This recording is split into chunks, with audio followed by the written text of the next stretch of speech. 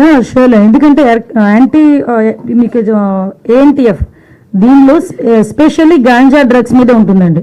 ఇప్పుడు సెబ్ అనేది ఏంటంటే శాండ్ గురించి, మైన్ గురించి, లిక్కర్ గురించి, అన్నిటి గురించి కూడా అది మనం యూజ్ చేసేవాళ్ళమి. కానీ ఇది ఏంటంటే ఏఎన్టీఎఫ్ కేవలం ఎస్పెషల్లీ గాంజాయి గురించి, డ్రగ్స్ గురించి మాత్రమే ఉంటుంది. దాని మీద మాత్రమే టాస్క్ ఫోర్స్.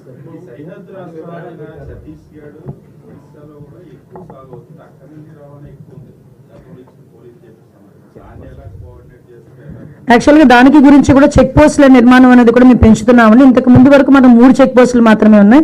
కానీ అక్కడ చెక్ పోస్టులతో పాటు అక్కడ CC cams, command control room దగ్గర నుంచి మానిటర్ చేసుకునే విధంగా అక్కడ సీసీ క్యామ్స్ ఏర్పాటు చేసుకోవడం. సీసీ క్యామ్స్ లో కూడా ఇందాక మా డీజీపీ గారు చెప్పినట్టుగా అక్కడ ఏదైతే వాళ్ళు అది కరెక్ట్ నెంబరా కాదా, ఒక వెహికల్ వచ్చింది, ఆ వెహికల్ నిజంగా అది ఏదైనా వేరే నెంబర్ ఏదైనా పెట్టాడా, ఒకటి ఏదైనా అలాంటివి కూడా ఐడెంటిఫై చేసుకునే సిస్టమ్ కూడా మేము ఏర్పాటు చేసుకుంటున్నాం. అట్ ద సేమ్ టైం ఎక్కడైతే మీరు అంటున్నారు ఇప్పుడు బోర్డర్ స్టేట్స్ లో ఉన్న వాళ్ళు కొంతమంది పండించిన తర్వాత అక్కడ నుంచి ఇక్కడికి వస్తుంది, అటువంటి సిచ్యువేషన్స్ ఏదైనా ఉంటే ఉన్నాయి మాక్సిమం. అటువంటి సిచ్యువేషన్స్ ఉన్న వాటన్నిటికీ కూడా ఆ స్టేట్ లో ఉన్న హోమ్ మినిస్టర్స్ కానీ, చీఫ్ మినిస్టర్స్ కానీ లెటర్లు పెట్టి అక్కడ కూడా వాళ్ళని కంట్రోల్ చేయమని వాళ్ళని కూడా రిక్వెస్ట్ చేయడానికి కూడా మేము ఒక కార్యాచరణ అనేది పెట్టుకున్నాం.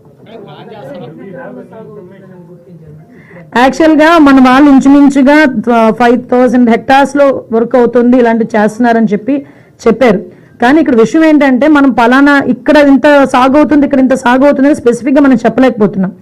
కానీ ఇప్పుడు విషయం ఏంటంటే కొన్ని డ్రోన్స్ ద్వారా, కొన్ని శాటిలైట్స్ ద్వారా కూడా వీటిని ఐడెంటిఫై చేసుకొని డిస్ట్రాయ్ చేయడానికి, అట్ ద సేమ్ టైం తిరిగి వాళ్ళని మోటివేట్ చేయడానికి ఇప్పుడు ఎంతవరకు మనం డిస్ట్రాయ్ చేయగలం, ఎంతవరకు మనం దాన్ని అక్కడికి వెళ్ళి ధ్వంసం చేయగలం, మళ్ళీ అదే వాళ్ళు చేస్తారు, రిపీట్ చేస్తారు. విషయం ఏంటంటే ఇప్పుడు ఆగస్ట్ నుంచి రెడీ అవుతారండి. ఇప్పుడు ప్లాంటేషన్ కూడా ఆగస్టు, సెప్టెంబర్లోనే అది ప్లాంటేషన్ కూడా రెడీ అవుతుంది. దాని గురించేనే ముందుగానే ప్రివెంట్ చేయాలనే ఉద్దేశంతో సబ్ కమిటీ కూడా బిఫోర్ గానే మేము కూర్చోవడం జరిగింది. అక్కడెక్కడ కూడా ప్లాంటేషన్ జరగకుండా చూసుకునే బాధ్యతలు కూడా తీసుకుంటాం మ్యాక్సిమం. అంటే యాక్చువల్గా మీకు ఏమంటానంటేనండి, ఏ పేరు పెట్టండి, ఏం చేయండి, ప్రజల్లో అయితే మార్పు రావాలి. ఆ మార్పు మన నయానో భయానో తీసుకురావాలి.